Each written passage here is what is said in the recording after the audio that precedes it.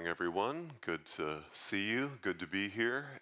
And this is a one-day sit that we're having here at City Center. So all of you that are online, just wanted to welcome you here into our one-day sit for this one piece that you'll be able to join us with.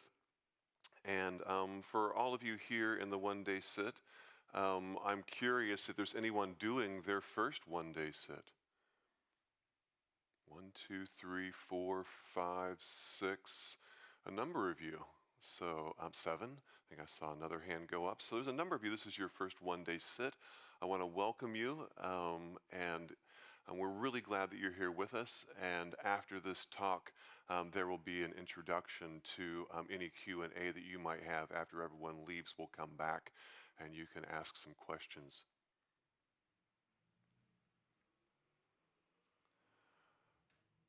So first I want to start off with a small dog. I discovered that there was a metric on my watch called the heart rate variability. And this is something that measures in many ways my stress. And I didn't know that this metric even existed.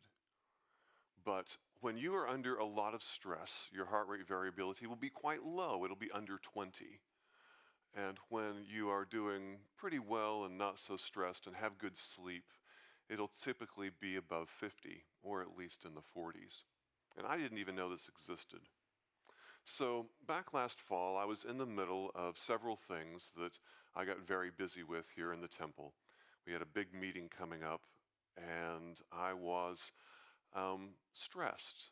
I had a lot of things on my mind. I wasn't sleeping so well. And they made an announcement that they were going to be bringing over here in the courtyard next door, they were going to be bringing a rescue dog at lunch for people to pet. And I thought, okay, that's great, but I've got plenty of other things to do, and I'm not going to be petting the dog, of course. And I came over here really quickly to get a bowl of something for lunch, and I went back. And unfortunately, my office, you really pretty much have to walk through that courtyard to get to the door of my office. And so I figured, well, no one will see me. I'll just scoot right by the dog, and it'll be fine. Well, of course, as soon as I got into the courtyard, a few people spotted me and said, Michael, come over. We want you to see the dog. I thought, oh, I'm going to have to be nice, and I've got things to do, but okay. So I went over there, and there was this dog, and I said, oh, okay, that's a cute dog, And then they said, why don't you hold it? I thought, oh, here's more time. More of my precious time, and I'm going to need to hold the dog. So I sat down, and they put this dog on my lap, and they said, oh, and the dog's name is Noodle. And Noodle was 15 years old, so it was an older dog, and it was a little, small, furry dog that had these cute, deep, dark brown eyes. And because it was an older dog, it shook just a little bit, it just had a little bit of a shake to it. And then when it would lick you, it would just kind of lick you really slowly. And it would look up at you like it was the most peaceful animal on the planet. And I don't know what happened for me, but I felt like crying. I felt like deeply touched by this dog. And a thought even came into my mind, maybe I could adopt Noodle. Now, this really wouldn't work for my life, but in the moment, it really seemed like maybe the thing to do. And I held Noodle for about 4 or 5 minutes, and I felt like crying the whole time. I felt that I just cherished this being and this existence that was on my lap so much, and I felt connected to it. And I felt like I wanted to promote its life. I wanted to sustain its life. I wanted to feed it. I wanted to take care of it. I wanted it to be around, living a good dog life as long as it could. That's what I felt like.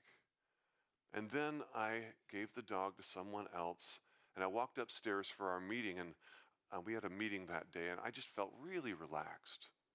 And then it was later on that evening that I actually, by chance, discovered the heart rate variability metric on my watch. And I thought, I wonder what happened today. And I went in there and I looked at my heart rate variability, and it was like 16, 18, 15, 19, all under 20. And then somewhere around 1 o'clock, it jumps up to 52. And it stayed at 52 for several hours until it jumped back down later in the afternoon. A physical manifestation on a graph of what I had felt in my heart, that I wanted to cherish and love and promote this being. And I don't always feel that way toward other beings. How about you?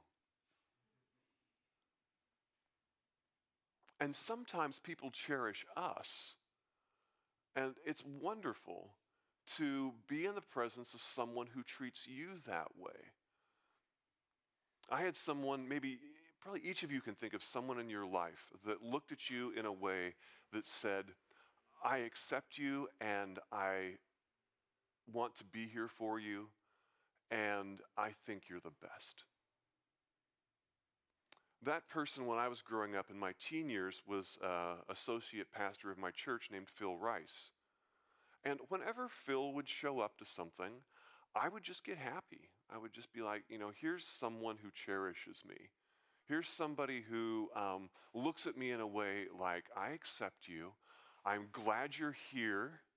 We want you to be here. And I'm so happy that you are here.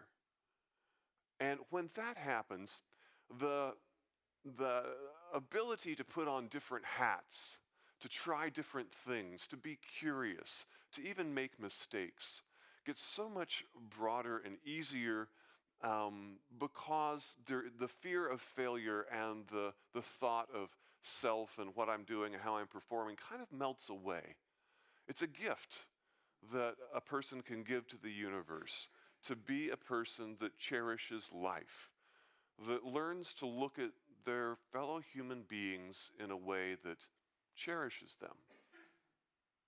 And this is what we find in this Buddhist practice called the Bodhisattva vow.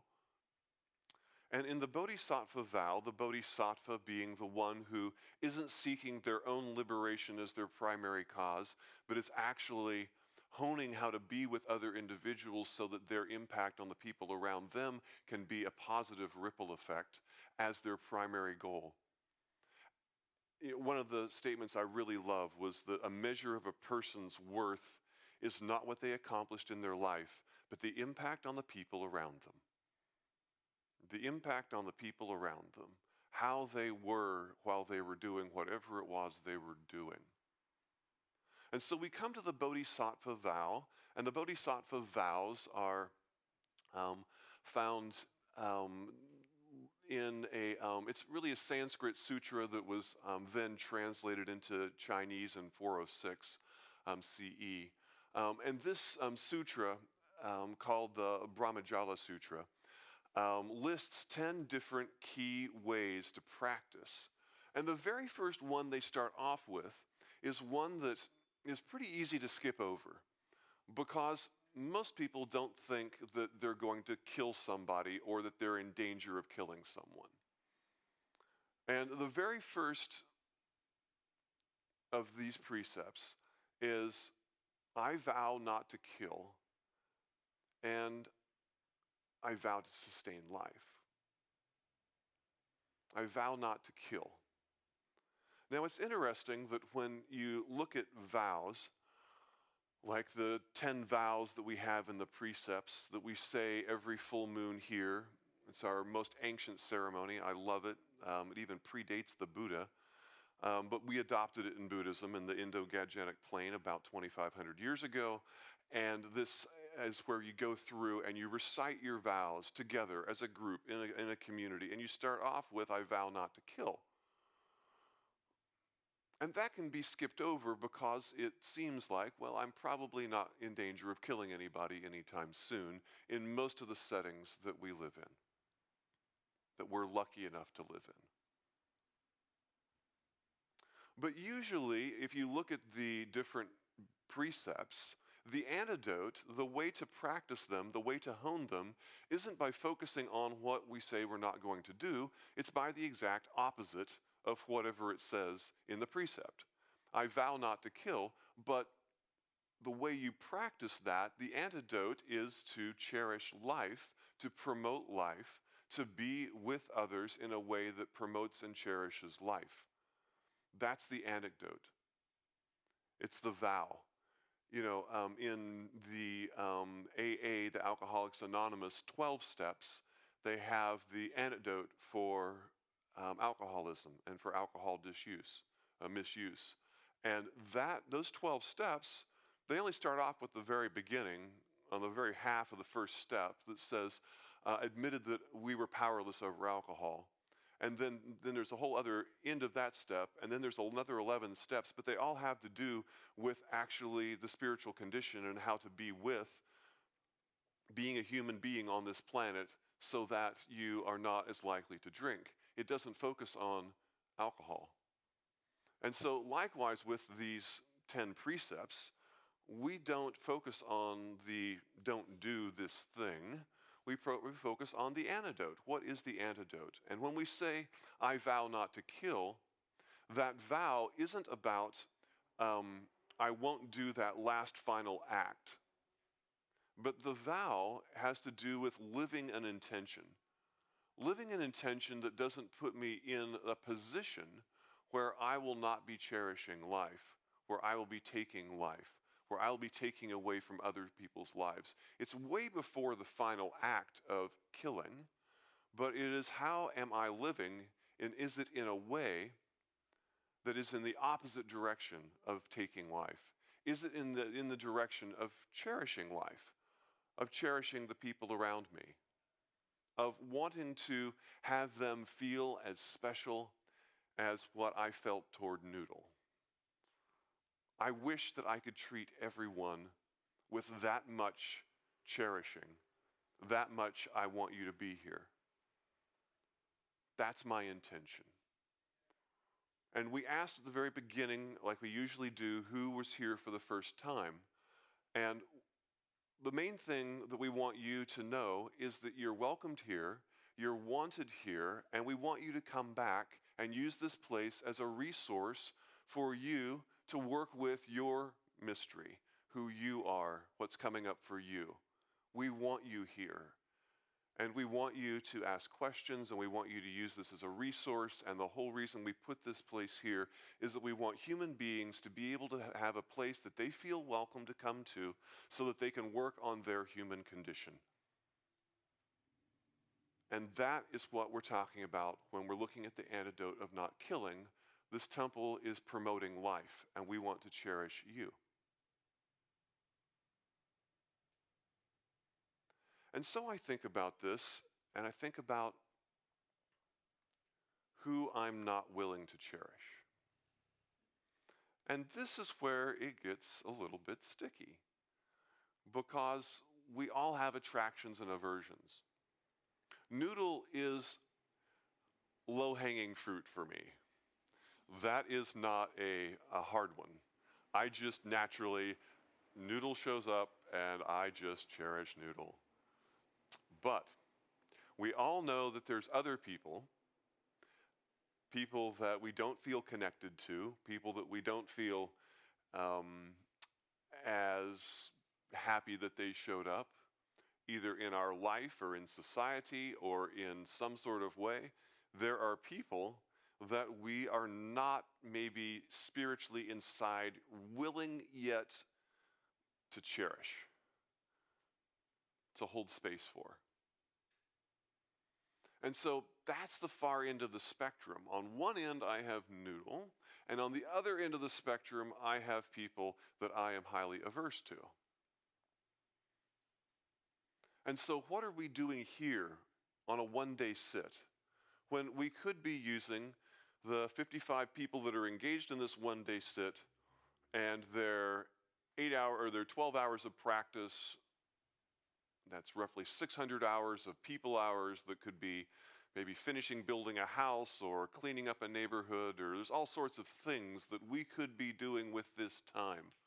But we are here, and we are in silence a lot and being with what's going on. And is this just highly indulgent navel gazing? Is that what's going on here? The reason that we have this place, just like you have a practice place, you have a practice place if you want to play the violin. If you want to play the violin, you have a practice place. It's set up with the right acoustics, it's set up with the right chair, the right music stand, and you have a practice place for your violin. It can be fairly hard to practice the Bodhisattva vow right from scratch if you just start doing it on the middle of a noisy bus on Muni. Now, not that you can't try to practice there, but we thought, why not set up a place that was a little bit easier of a place to start so that we can practice for life. We can practice for cherishing life. We can practice for being with the next person that we come across. And where do we start? Well, we start with ourselves and what it is that we don't accept, what it is that we don't cherish, what it is that we don't love, what it is that we think should be surgically removed from us, and then we will be a better person. And then we realize that this condition is inoperable and that it's on every atom of our body, and it's called us. And so we learn to sit with what comes up all day long, looking at this mystery of ourselves, our body sensations. We create this kind of false context, but it's intentional. It's a context of like, let's try to sit and not talk and not move. Let's put this context there so we have something to see our spirit jump against. I mean, you can see this really easily with a 3-year-old. Just say to a 3-year-old, okay, on the count of 3, don't think about elephants. Okay, 1, 2. By the time you get to 3, the 3-year-old's laughing, because they're just thinking about elephants. So we say, okay, we're going to sit in a room, we're going to be quiet, and we're not going to move. Okay, we're going to hit a bell. Okay, go. Now you can surf Wikipedia for 90 minutes and not move, but as soon as we hit a bell, it's like, oh, wait a second, I think I need to scratch my nose. I want the person next to me to see I'm scratching my nose. Well, they're adjusting themselves. Maybe I can adjust myself. And now I'm thinking. So you get this context in there, and then you see what your mind does with it, and it goes all over the place, and it's great. So we put this context there so we can see ourselves jump against it. And then we have all these other things that come up.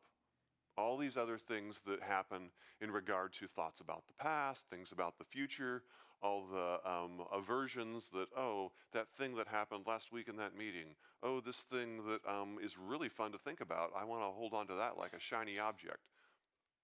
All of these desires back and forth. And we sit right between playing whack-a-mole and holding on to shiny objects. Just what's happening now, being with the thing that's happening, and then holding it with acceptance. Like you're holding a small dog, like you're holding a child. Not approval, like, yay, I'm petty. Yay, I'm angry. But acceptance. Acceptance the way you would deal with something that needed holding, needed cherishing.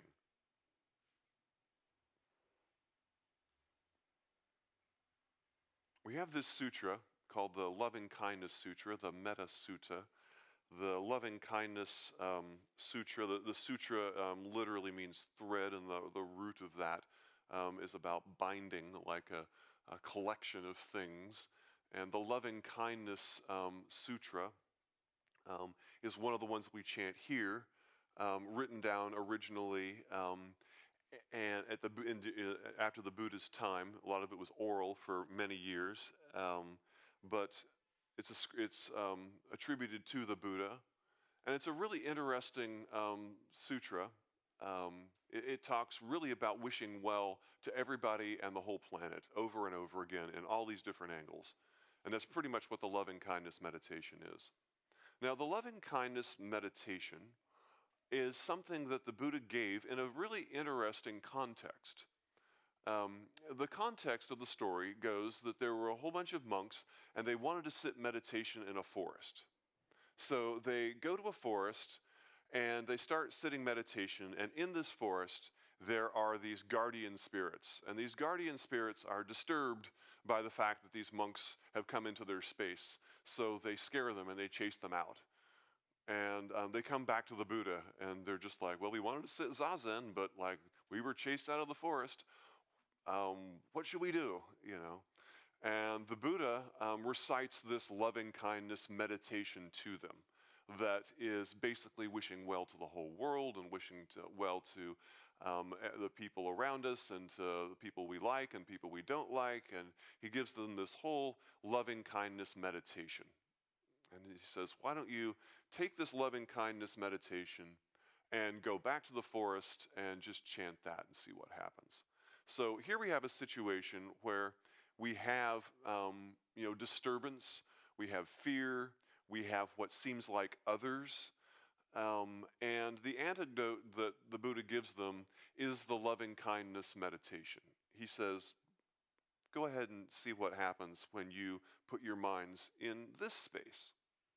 So as you would expect, they go back to the forest and they start chanting the loving kindness meditation. And for whatever reason, the spirits that are there totally relax. And they're like, okay, you can sit meditation here. That's all right. But this was the anecdote that was given toward a situation where there was fear, there was aversion, there was disturbance, and then here is the anecdote. Cherishing life. Putting your mind in a place that's cherishing life. Because we could put our minds in the place of not killing, but then what we're doing is we're actually spotlighting killing. And we're actually creating a duality of, oh, I don't want to do that. I don't want to do that. Yeah, that thing. Okay, I'm going to try to stay away from thinking about that. But then let's think about not thinking about that. That isn't the anecdote or the process. The process is what is the opposite of that. The opposite of that is cherishing and promoting life. And so what is it to put our minds in a place that cherishes and promotes life? And so we start with something that is really simple, which is ourselves. And the things that come up that we consider to be our shadow side in zazen, or the ways that we criticize ourselves for not sitting zazen the way we think we should sit zazen, all of those things we learn to cherish and to hold. We learn to hold them like we would cherish something that we're trying to promote the life for. Something like how we would, whatever it is that you instantly cherish. For me, I just go back and think about Noodle. I'm like, yes, I want Noodle to be here. Noodle is awesome. Can I hold myself with the same spaciousness that I would hold that animal? I was given a exercise one time, an exercise that I didn't like, that was highly effective, but it was painful. And I will tell you about this exercise. So oftentimes in Buddhism we have ritual that we don't understand. And ritual is something that usually comes up because someone realizes how if we do a certain focused series of things, it helps us be mindful and bring ourselves to that place, to that thing. You know, like if you're going to sculpt, there's a way that you set everything up, and there's a whole ritual around it. You know, there's a ritual that I often talk about as a surface level ritual that is like a made up ritual, but it's hyperbole. And it's like if you wanted to read your book and you wanted to be at your book, and you know that when you come home you want to read your book. So you've had a really busy day, you come home, you sit down on the couch, you grab your book, you start reading, you're 3 pages in, and you don't know what you've read because your mind isn't at your book. And you think, well, you tell this to a friend says, why don't we have a mindfulness like exercise? Why don't we create a ritual around our book? So you come home, you close your door, your book is in the corner, it's on top of that piece of felt, underneath that glass case your grandmother gave you. You give thanks to the fact that you have a roof over your head. You go over to the book, you bow to the book, you give thanks to the person who taught you how to read. You take both hands and you lift that glass case and you think about your grandmother. You feel the cover of the book and you think about the font and the design and how that someone probably spent at least a few months of their life just designing this for me. And then you pick up the book and you carry it over to your sofa or chair, and you take a deep breath and you think about all the pathway of this object to get to me, from that tree in the forest to the rain in the forest to cutting down the tree to all the way to that delivery driver that left it on my front porch. And we have this whole process, and I have this object. I take another deep breath, I open the front page, and then I look at the first sentence and I read it.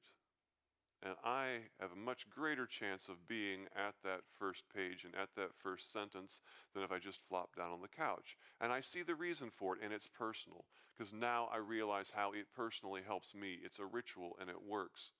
And so I do that ritual my whole life, and my kids know it, and then my grandkids know it. And then one day, my grandkid's 16 years old looking at me, and he says to his friend, "Man, my grandpa is so obsessive. That's just a bizarre thing. Can't we just get the book and sit down and read it?" Because it hasn't been personal yet to that person. It's just something you saw at a distance.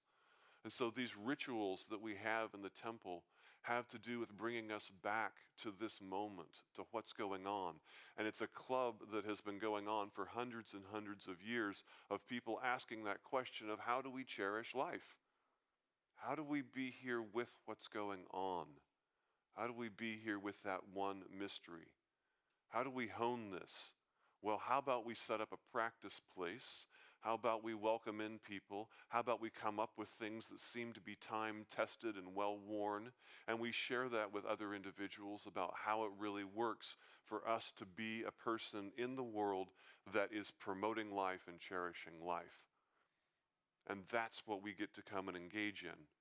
And the ritual that I was going to tell you about that I was given was a ritual that I did not want to do, and I didn't see the meaning for until I actually did it for a period of time. And sometimes you have to suspend disbelief and realize that if I would have already had the realization of all the things that I need, that my rational mind would have already solved all my problems. So obviously the answers that I need in many cases are going to be things that I think are not the answers. And so I have to be open to suspending disbelief and trying on some hats that might seem a little bit weird. I was in a practice discussion in Dokusan with one of our senior Dharma teachers, Reb Anderson, years ago. And I was having a difficult time, a very difficult time with someone in my family. And yeah, I was trying to figure out how to approach them and what to say, but there was a lot of inside about things that they had done and things that they hadn't done. And I wanted to talk to them about it, but there was this tightness inside. And I was like, man, if we have a conversation or even address this, I don't know if all of the tension I'm feeling inside is not going to be able to be kept inside. It's going to spill out.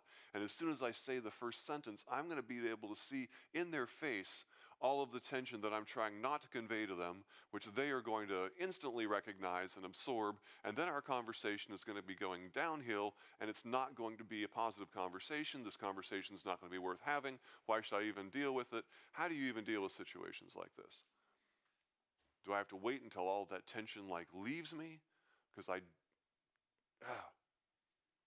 And I remember Reb said to me, he said, so do you have an altar in your cabin, in my space there at Tassajara?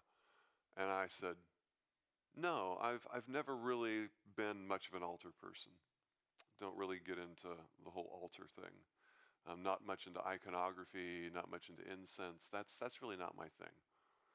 And he said, why don't you put together an altar? And I was like, all right.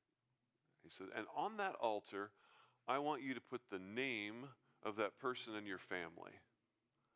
And then twice a day, I want you to go and do a few bows in front of that altar, and then I want you to sit in the zazen position facing the altar, and I want you to chant the loving kindness meditation with them in mind. I'm like, that's a whole bunch of well-wishing. I don't know if they deserve that. Now, cognitively, I think they deserve it. Emotionally, that's really painful. I really more want them to learn their lessons about all the stuff that they've done that aren't good. That's what I emotionally want to do, and I want to set up an altar that helps that happen in the universe. But no, that wasn't the lesson. The lesson was for me to actually connect to cherishing life, cherishing their life, promoting their life, their well-being, being with that. So I got to sit a couple times a day and do some bows, humility. We do the bows, we put our head on the ground, symbol of humility. I'm not the one that's running everything. I'm not the one that's important. I'm not the center of things. It's just, I will put my head on the ground and I will raise my hands a little bit to elevate the teachings of Buddha. And then I will sit down and I will chant the loving kindness meditation with that person in mind like they are noodle. Like they are something that I hope has a great day, are taken care of, are not worried, are not anxious, and are well fed. I hope that that is what that person gets. And a real softening started to happen. A real softening started to happen. And I actually started to appreciate the possible use of altars. And the ritual started to become personal. And up until then, that was probably, 4 or 5 years into practice. I started to then actually, altars kind of became personal. And the loving kindness meditation became personal. It became an anecdote. It became a way of working and being with my internal lack of cherishing the people that I find an aversion to. And so today we get to start with ourselves and the fetters and the things that we have that we don't like so much. And we get to not worry about being here and whether or not we're showing up and we're doing it right. If you're trying to bring your attention back to now, then you're doing it right. I said trying. You're going to fall off the horse a whole bunch of times today in regard to being right here, right now. It's just coming back when you realize it and having that as your intention today, to being with what's going on. And if you're sitting zazen, with what comes up. Not adding anything to it and not pushing anything away, but accepting it like a host. Like we do in the Sajiki ceremony where we invite in all of the shadow side of the world and ourselves and play host and are generous and promote the life and cherish it and offer it fruit. We have a ceremony here on the 31st, if you want to come to, called Sajiki, that we will do this. And we'll put up pictures of all of the ugly ghosts around the wall, and we will be kind to them, just like all of the things that we have inside ourselves that we're not so inclined to be kind to. And we'll walk around realizing that we don't have to accomplish anything today in order to be the beloved prince or the beloved princess. You're just wanted here. You're just accepted here. And we need to learn to accept ourselves here just because we showed up, just because we're being ourselves. We don't need to accomplish something, and then we will be worthy of being a member of the Sangha. Then we'll be worthy of being whatever. Being able to hold ourselves with that amount of graciousness and that amount of cherishing is where we start. And then, after periods of time, we start to look outward at ways that we can cherish people that we're maybe neutral to, and working our way up to those people that we are highly averse to. And it's not to say that we don't have to set boundaries, we don't have to work with safety, but I'm just saying that, as we all know, there's lots of little tiny opportunities every day, every week, with people that we just are not that open to, and we're just a little stingy with. And I just don't want to cherish their life. I can tolerate them, I can ignore them, I can whatever, but is my heart actually hoping the best for them and wishing them well? Is that the place that I'm at? Welcoming in the hungry ghosts from the untamed wilderness and being the host and giving them the sustenance that they need. Cultivating compassion starts with cherishing life. And we practice on this continuum, starting with the place that's easiest to start, ourselves. And we start in a setting that's designed for us to be able to have a good chance at seeing what's coming up for us, a place like this. And if any of the rituals and any of the practices and any of the things that you come across today seem a little strange, like your grandfather doing a ritual around his book, and you just don't get why that's so necessary, ask one of us, or write us a note, or ask for someone's email and say, I want to email you afterward about this. People here want to talk to you about this because that's what we're here for, is to try to find ways to promote this temple so that people can use it as a community resource to come in here and to work with the mystery of their life. Honing the bodhisattva gift, essentially, is what we're doing. And honing the bodhisattva gift, the bodhisattva being the one that is practicing so that their impact on the world around them makes it easier for other people to essentially reach enlightenment, to have their suffering lessened, if you will. Being that person that the impact on that pond when that rock is dropped in and that ripple effect that goes out, those ripples are things that are dropping and packing positive things back into the river of life because of the way that an individual has honed their gift. And that's what this temple is set up for, honing the bodhisattva gift to the world. And that's what we will do here. And it's a very valuable thing for those 600 hours that we will be spending of people hours, being quiet, walking in shashu, bowing to each other, sitting zazen, doing walking meditation, is honing the bodhisattva gift so that we have this to give to the world, so that we can show up for our friends and for our family and for the next person that we meet, wherever that is. And so that maybe even further down that path one day, we can show up that way for people that we have an aversion to.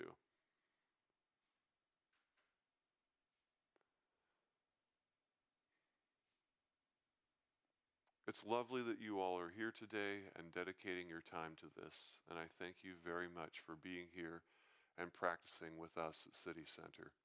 I hope that you have a great sit, and if you're not sitting with us today for the rest of the day, I hope that you go out into the world and cherish life, starting with your own.